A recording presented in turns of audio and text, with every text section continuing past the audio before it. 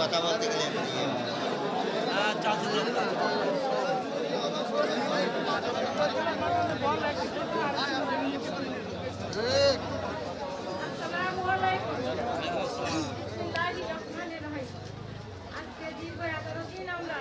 রাজপথে নেমেছি কি কারণে এটা সবাই জানে।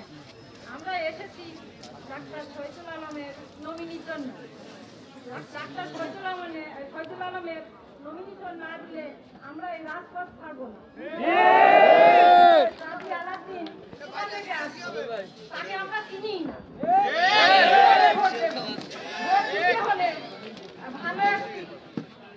ভালো একটি পাত্র চাই, সেই পাত্রটি হলো আমাদের ডাক্তার শহীদুল আলম। উনি আমাদের নয়নের মণি। উনি গরিব দুঃখীর কাছে আজকে দীর্ঘ 40 বছর থাকে, সে কখনো ফিরেই যায় না।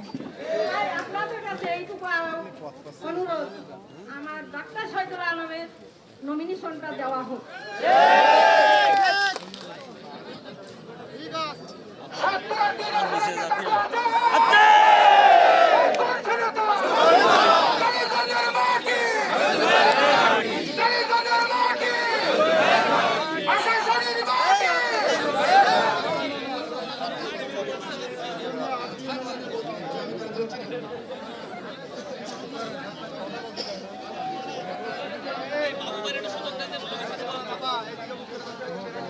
এই পর্যায়ে কথা বলার জন্য অনুরোধ করছি এস এম হামিদুর রহমান।